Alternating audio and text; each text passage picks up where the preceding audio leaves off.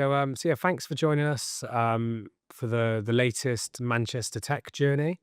I've said this a few times, but obviously really passionate about giving people in Manchester a platform to talk about their journey and how they got into leadership positions. And also, one of the things that it's a real obsession for mine at the minute is to talk about Manchester and the growth it's been in the tech scene, and really give Manchester a platform as one of the fastest growing areas and communities in Europe and probably beyond.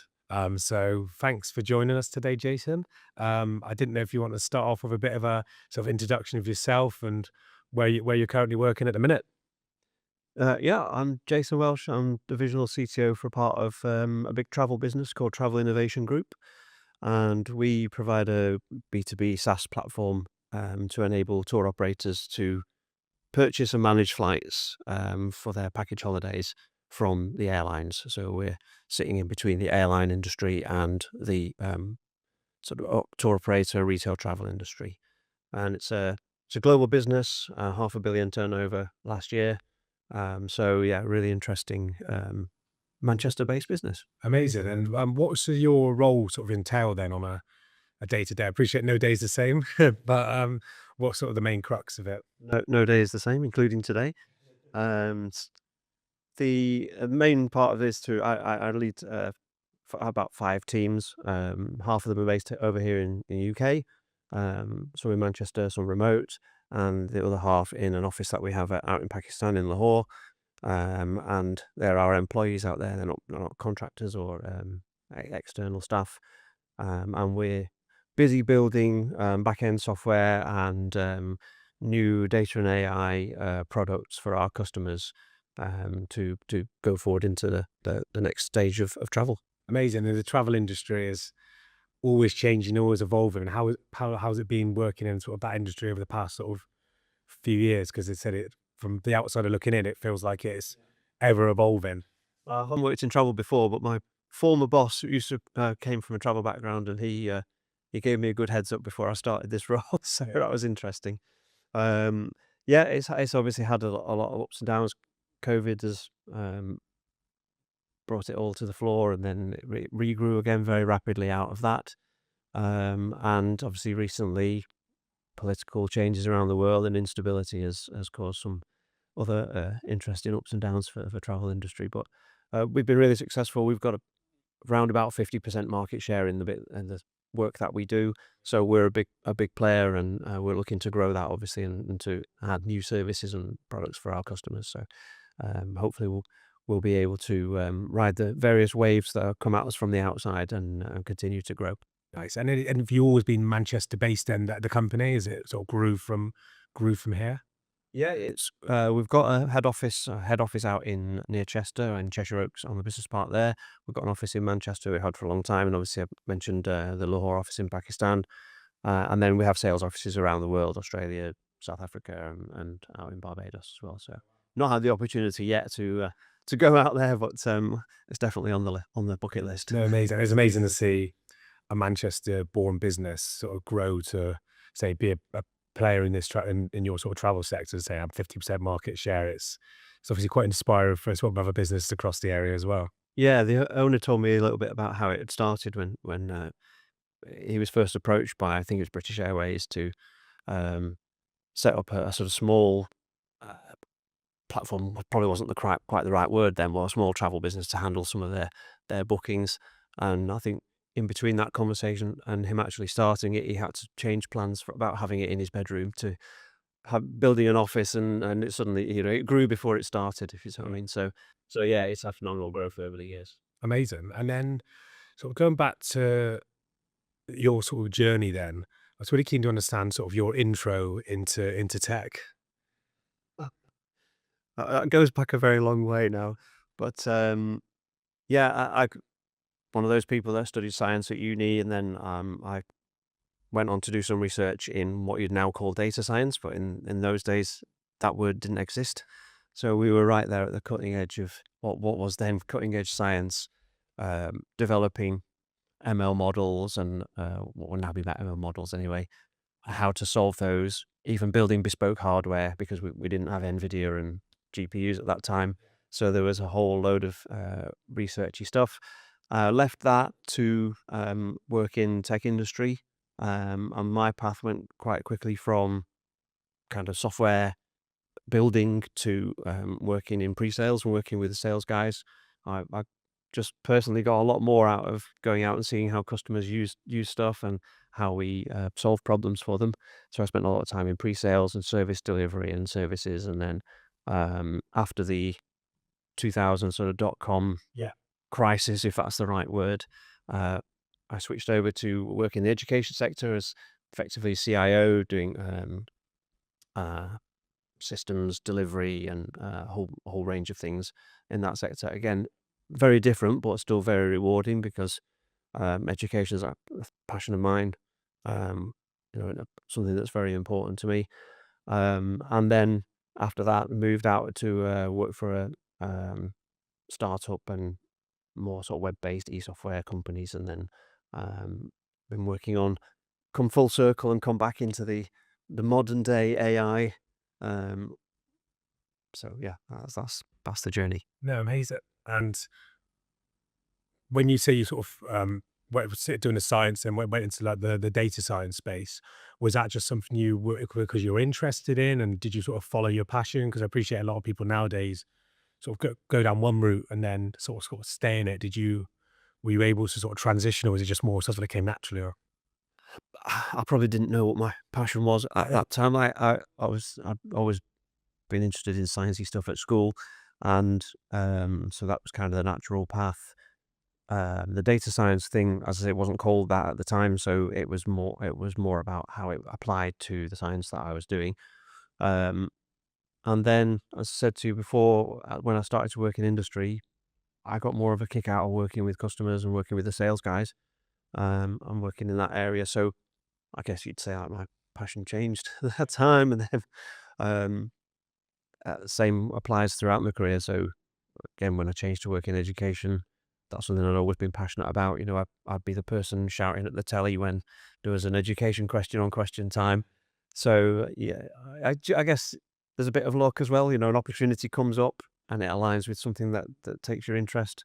I don't think anyone, even in the past and more so now, has this sort of linear yeah, career path. it is really rare. And I think people need just to understand that, especially early on in their career. If one thing doesn't work out, there's always a different path. Like when you have the career days as a 10-year-old nigga, what you want to be, I imagine it's a very, very, very low strike rate of people who say they want to do this and they're not going to do it. And I'm pretty sure no one ever said they want to be a recruitment consultant when they're 10 years old at school. But No, I think when I was a little boy, I want to be an astronaut, and my son wants to be a Premiership footballer. So neither of which are likely to. well, well, fingers crossed for him because and then That's my retirement strategy. and how's the journeys from sort of starting in tech to moving into more of the leadership role that you're in now? Like, how did that come about? That's a good question. I guess because I've not had that non-linear career path, I've kind of started at the bottom and worked up a couple of times. So did that in the sort of pre-sales and service area, and worked up to manage quite a big team there. When I went to work in education, I was starting sort of at the bottom, so in a small environment, and then that grew as well to something much bigger. And then the same again when I pivoted to work in the e-business sector. Um, Again, started at a startup, one of just 3 or 4 people in, and then kind of grown over time to this role that I'm doing now. So, um, I think if you've got an interest in the technology and, as a former colleague of mine once said, "You're not too weird," then you quite quickly can end up in, looking after, the other side of the passion, which is around looking after people and Yeah. helping them to grow their careers. I think looking back, like the things that I've enjoyed the most, yeah, there are technical things that you've enjoyed. Oh, that's a really good solution to that problem. But also at the forefront of the mind are the times when you've given someone an opportunity, they've really grown. So I remember many years back where there was somebody who was working in another department. They were about to do some layoffs, and he came to me and said, "I'm really interested in what you do. Can I come and join your team on a sort of trial?" Gave him a trial. He was absolutely brilliant. He's now an advisor to government. another guy that I in the education sector that I mentored for a short period of time, now chief executive of a trust. So those are I had an apprentice in my previous role as well. He's now really flourishing in that role. Um, so those are the stories that you kind of remember.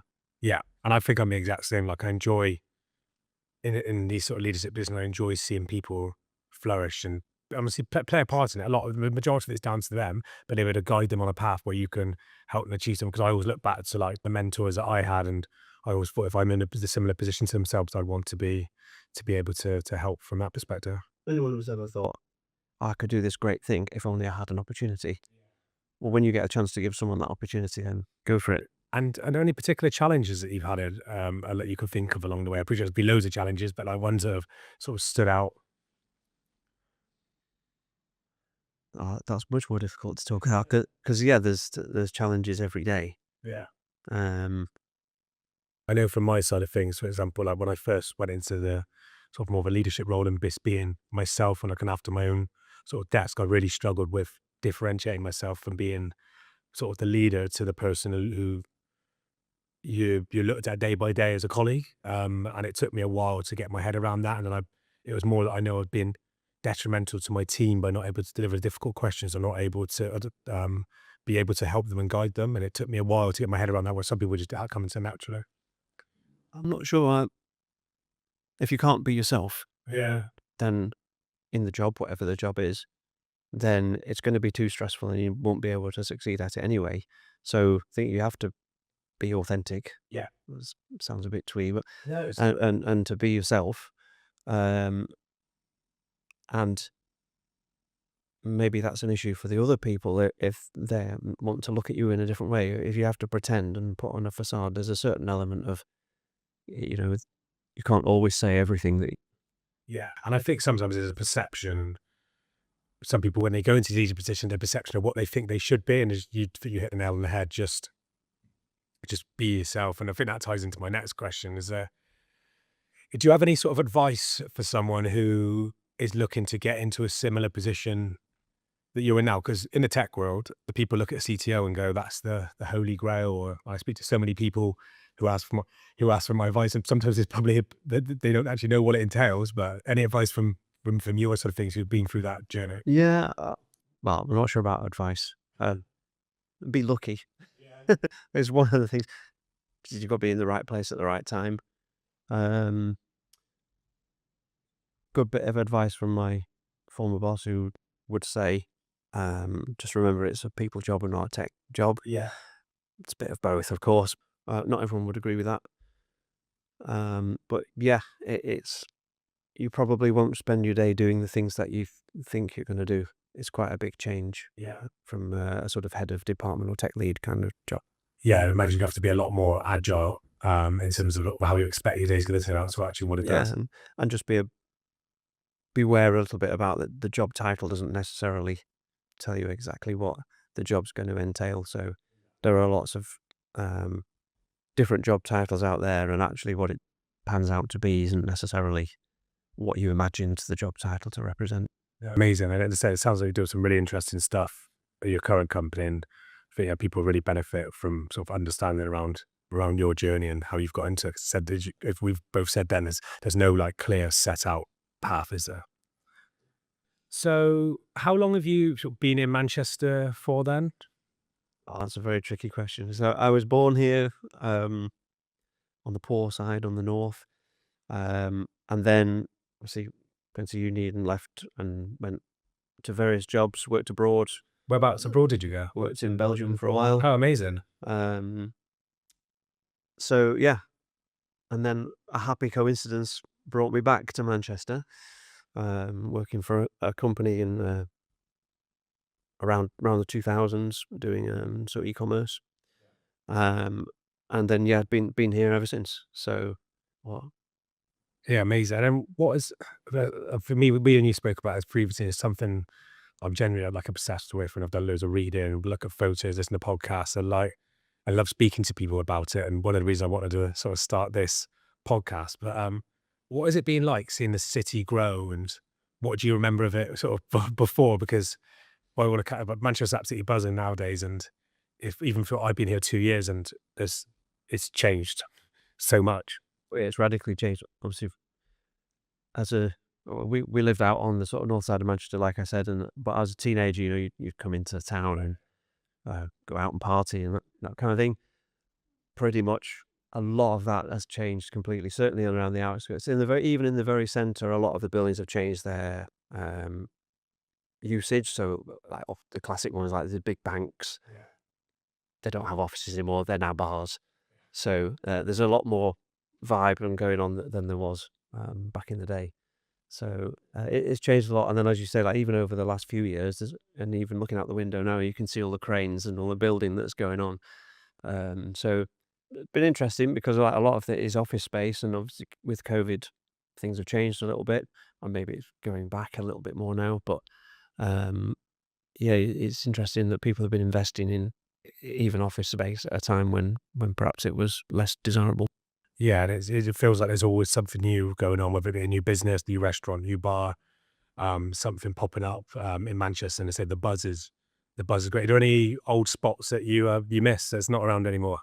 Oh, well, that's a very good question. I'm trying to remember some of them. I mean, some of them are still there, but probably won't go into too many details about it. There's a few underground places that are not there anymore. There is one place, um, and you're gonna have to pause me because I can't remember the name of it. Um, Corbier's. Cool, yes. There's a place called Corbier's Wine Bar, which is one of these underground places. Yeah, I've been to Corbier's. So the Corbier's is where it's £5 for a drink and you get a free pizza. Yeah. Well, I didn't know that. I haven't been there for a while, but I went there as a kid, and when I met my wife, we went there as a date at one of the early days. Just off King Street, isn't it? And it's got the jukebox. This is it, yeah. Yeah. So yeah, it's amazing. So you get so you buy any you spend £5, you get a free pizza. And they just they bring it to your table, and obviously you can be just drinking there for hours, and they just keep bringing you pizzas, like little oven, like freshly made oven ones. But Right. Well, I'm making a mental note of that for a next wedding anniversary. That'll be. nice. Shout out Corbier's. And then what are the things that Other wine bars are available. yeah. And what do you feel then makes sort of the Manchester tech scene special? I'm not going to say things like this, but there are so many networking events. I mean, this evening, I'm actually going to two different events because there's one, there's a little round table thing about AI, which I said we're working on some price prediction stuff here, and I've done a few AI projects in previous companies as well. So there's that. There was a similar one a couple of weeks back. And then there's the famous sort of Power BI Manchester meetup, Yeah. which anyone who's doing sort of Microsoft Stack data stuff will have somebody there. Really good one tonight. Interesting how to do sort of CI/CD deployments for reporting, things like that. So there's just quite a buzz. And when you go to those things, you see lots of people that you already know that are working for sort of big name companies that have set up in Manchester, and then some of the smaller ones that are starting up. Lots of new startup businesses attending those to share what they're doing. Some really interesting stuff. So I think that helps. And obviously, we said about the growth of the city centre. There's just many more companies popping up all the time. Yeah, and it feels like there's not many places that I've been across. Covered like loads of different areas and across the UK, like Bristol, London, Thames Valley, sort of Scotland, and like all great in their own right. But Manchester just feels to be more collaborative. There's like everyone's goals are to one, obviously for their own personal career to be achieved, their business aspirations to be achieved. But then it's also for Manchester to rise up as well. It feels like a lot of people are willing to help because if it makes Manchester better, and then there's that lot of collaboration, not just across tech businesses, but across different recruitment businesses. Everyone feels to be sort of like have that goal, whether you're a new person to the city, as long as you're sort of demonstrating that you're here to help. It's a bit of a smaller ecosystem. Other large cities, which are much more spread out. Yeah. I think that it's all quite concentrated. So um, you see the same people popping up in different companies as they've moved around and changed their roles. And then, as you say, recruitment businesses are connected to one another and also to the same kind of companies around the city centre. So yeah, you get to see there's a lot of interaction between the similar people, and that's because people move around. It's good to help each other. Yeah, no, exactly. And as you said, it's probably it doesn't feel small, but it's probably more concentrated. And a lot of the groups are sort of cross over each other. As you said, like the people who do Microsoft Stack within certain apps that go to AI meetups. It's yeah, it's and there's a lot of people seem to know everyone. Everyone seems to know everyone here. Yeah, and it seems to be a lot and an increasing number of startups. So, I mean, just in the last month, I've heard of at least 3 or 4 good ideas that make you think, "Why has nobody done that before?" Well, That's obvious. So, which best ideas are, right? So, um, that seem maybe it happens a lot in other cities as well, but it seems to be happening a lot and increasingly in Manchester. So, yeah. And where do you see the sort of Manchester um, tech scene or tech community go? And obviously, you've seen it over the last 25 years and how it's progressed. Where would you sort of currently see it heading then, as we are, if you had a crystal ball? yeah, I haven't got a crystal ball. Ah, I don't know. Where is it heading? Yeah. No, it's just because I said it feels like I said, there's a lot of, but now as you mentioned, people going back into the office. Um, Still, obviously, there's that remote aspect, but a lot of like startups, a lot of sort of smaller companies moving to the city. So I think it's only gonna help, I suppose. Yeah, I think that mixture of remote and office is gonna stay. There's other businesses like ours where you've got people in other countries, you're working in that mode anyway, so, um, there are many benefits to being together in the office, but 5 days a week, 9 to 5, not sure how much that gains you. No, when I get asked it all the time, and there's no point getting someone into the office to do the exact same job they can do at home. When it comes to like development, you shouldn't get someone into the office if you just be sat with your headphones on Teams because you could be more productive. I appreciate if you get someone into like collaboration, start finish sprints, or to have some sort of learning aspect. And but I don't know. We tend to do that for collaboration in terms of, like, yeah, architecting and designing new stuff when it starts, that when it isn't just in regular progress, or for socials and, town hall type events. Yeah, So just to connect with one another. Um, but most of the business can be perfectly well transacted, remotely, and it has to be because otherwise it wouldn't work having remote teams. no, exactly. And you touched on sort of AI. Obviously, it's a massive buzzword at the minute, and there's a lot of a lot of excitement, trepidation around it. Like, what are you guys? What are you doing with it at the minute? And sort of how is sort of that journey into sort of learning more about it been? I appreciate because you've been doing in sort of the data science field for ages. I imagine a lot of the concepts aren't that new to you, but Yeah, so that makes me a bit of a skeptic because everything gets labeled with AI. I've seen lots of things. Everyone knows that what's labeled with AI isn't necessarily AI. What is AI anyway? Really, people mean LLM yeah, applications. Machine learning models have been around for a long time, great at the sort of things that they do. Um, and there's a bit more of a knowledge base around how you actually use them and get them deployed into production. Um, we're doing some stuff at the moment, as I mentioned earlier, around price prediction and optimization, and a few other things. But I think um, there are some really good applications of LLMs out there, yeah, and there's also a whole lot of garbage and snake oil. So you have to be really careful about yeah.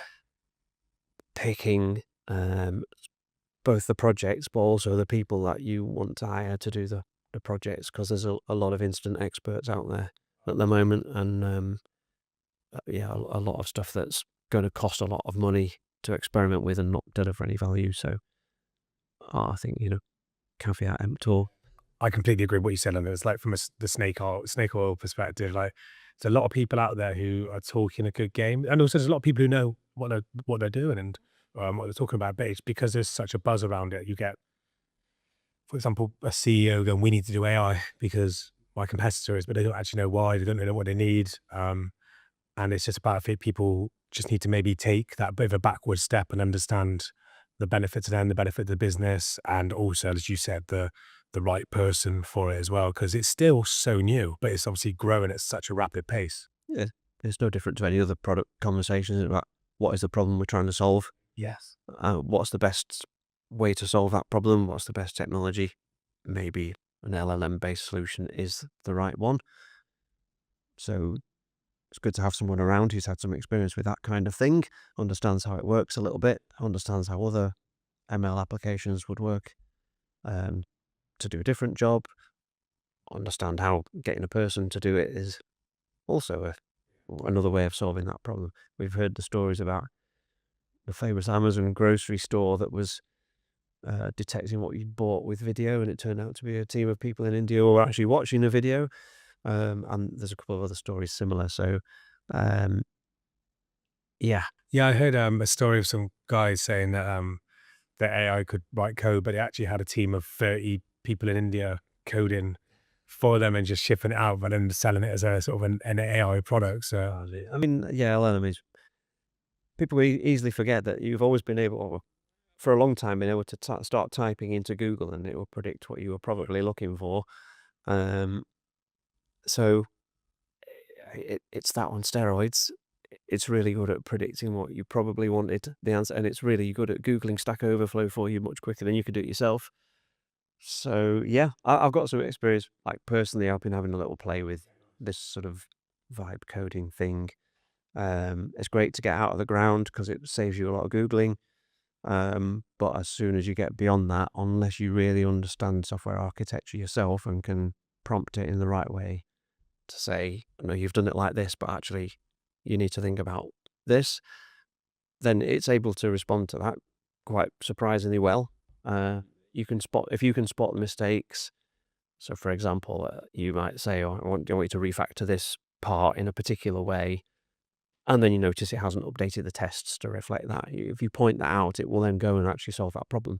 yeah. But if you're not already on top of it yourself, then it can very quickly get into a right mess of spaghetti. Yeah, no, I know exactly what you mean. And it's and then go on from a Manchester perspective, it feels like we're very ready for AI. Obviously, there's a lot of positive press saying Manchester might be the AI hub for Europe or UK, and obviously it's always great to read, but it's just from my experience of speaking to people like yourself, and I know it won't be much different to many other cities, but there's a real sort of buzz around how we could potentially be at that forefront of development. Obviously, you've got the Al Insurance Centre and sort of loads of good organisations like that that are within this city. Yeah, and don't underestimate the research that's going on at the university as well. We've got great university pipeline here, research centres, great graduates. So it's a great place to be, but really well respected course at Manchester. But thank you very much for joining us. I really interesting to hear about your journey, how you got into tech, and also so I could sit and talk about Manchester for ages. And obviously, good to get a shout out for Corbier's as well. So Yeah, I'll share a few other places as well after yeah, we've switched off. cheers, thanks, mate. Thanks again. Cheers, Jason.